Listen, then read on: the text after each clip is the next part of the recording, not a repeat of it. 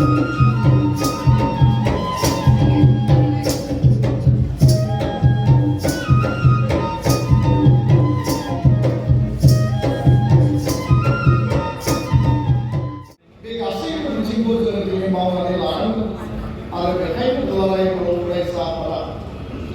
सिनस्रि आफाद बायदि हारिनि जातीय संगठन हिसाबै फरायसा आफाद हिसाबै जातीयतावादी माहारिबादनि सिन्था सानथौ सानस्रिखौ लानानै जातीयतावादखौ बिखायाव बजबनानै जों हारिनि थाखाय हाबा मावो। सनितपुर जिल्ला दुलाराय बर' फरायसा आफादनि 52थि जे थान्दै जखनथाइ फरामारियाव खुंनाय जादों आरो बेयाव रायजो राजानि जि बाहागो लानाय दुलाराय बर' फरायसा आफाद सनितपुर जिल्लाखौ जेरैबायदि रायजो राजानि मोनसे फोथायनाय मदद आरो आशीर्बाद सनितपुर जिल्लाया शक्तिशाली भाबै दिनैसिम बर' हारिखौ सिबिनायनि आरो सनितपुर जिल्लानि रायजो राजानि जेंना जेंसि सुस्रांनायनि थाखाय बिथांमोना देरहासार महरै खामानि मावनो हादों आरो बिनि नेरसोन महरै दिनै बाहागो लाफैनाय दिनै हाजार हाजार बर' रायजो राजायानो बेनि प्रमान। दा बेखायनो दिनैनि बे मेलनि गेजेरजों आद्रा थानाय जिखिनि सनितपुर जिल्लायाव रायजो जानाय फरेस्ट ओनसोलनि रायजो राजायानो होन रेभिनिउ ओनसोलनि बर' हारि बर' गामि बिथांमोननि जेंना जेंसियानो होन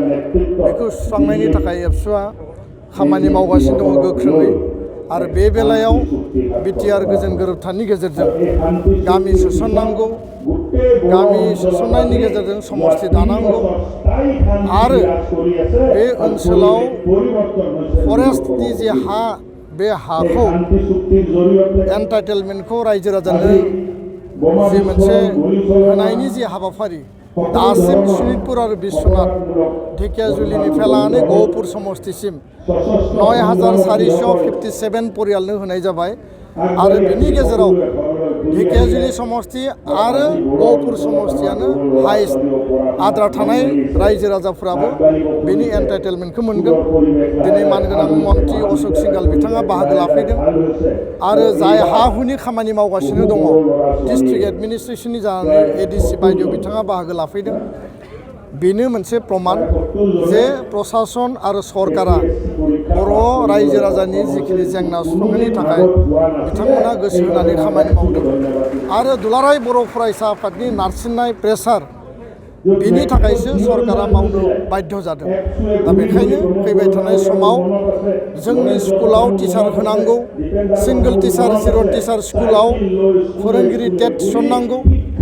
इजिएस जि सेन्टारफ्राव फोरोंगिरि गैया पस्ट क्रिएसन खालामनायनि गेजेरजों बर' थुनलाइ आफाद एबसुआ नारसिननाय बायदियै सरकारा पस्ट क्रिएसन खालामनो थाखाय दायित्व लादों।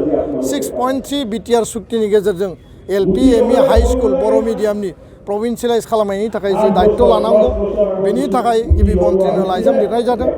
आरो नैबे बाजेट सेसनाव बाजेट हमनायनि गेजेरजों मावफुंनायनि थाखाय जोङो दाबि होनाय जादों।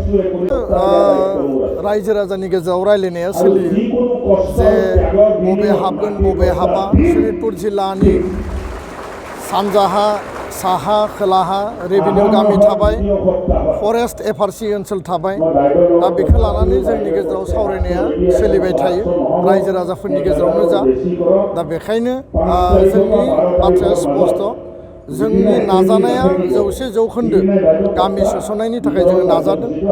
आरो सरकारनि लेभेलाव बाउन्डारि कमिसन लेभेलाव आरो लोगोसेनो जि आसाम केबिनेटनि एप्रुभेल नांगौ राज्यपालनि नटिफिकेसननि गेजेरजों मोनसे आयेननि मर्यादा बेयो मोनो आरो बे प्रसेसआव टेक्निकेल एडमिनिस्ट्रेटिभ आरो माब्लाबा पलिटिकेल उइलनि प्रयोजन जायो आरो बे पलिटिकेल उइलनि गोनांथि जि समाव नांगौ माब्लाबा बेयो खम जायोब्ला बेयो लेहेम जायो। दा बेखायनो जों बुंदों जे स्पिडि मेनाराव आखरे गामि सोसननाया जानांगौ समस्ति दानाया जानांगौ आरो बिनि गेजेरजों बिटिआरनि जि दफा मावफुंनाया आबुङै रोखायै मावफुंजानांगौ। दा बेखायनो बिटिआर ओनसोलाव जिखिनि गामिया हाबगोन आरो बिटिआरनि बायजोआव थानाय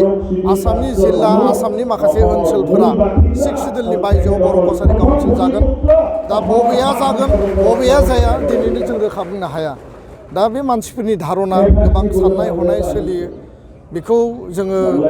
बुंनानैथ' बन्द' खालामनो हाया खिन्थु जोंनि इन्ट्रेस्टआ जाबाय जे 100% गामि सोनायाव एबसुआ खामानि मावदों मोनसे समाव रोखा जागोन जे बबे ओनसोला माने कमप्लिट हाबजोबगोन कन्टिगुवास जागोन आरो बबे ओनसोला टेकनिकेल स्ट्रेटेजिक आरो कन्टिगुवास आरो नन कन्टिगुवासनि मोनसे प्रब्लेमाव माने बेयो बर' कसारि काउन्सिलाव हाबहैगोन बे मोनसे समावसो बेखौ रोखायै बुंनो हागोन दा बेखायनो एसे धैर्य हमनानै नेनांगोन जोङो आसाबादि रायजो राजायाबो आसाबादि आरो बेखौ लानानै जोंनि गेजेराव दावराव दावसि जोंनि गेजेराव जेंना जेंसि जानाङा जों खौसेयै गसंनानै जेसेबां हायो एकर्डनि दफा मावफुंनायनि थाखाय जोङो गोसो होनानै खामानि मावनांगोन गोजोन्थों।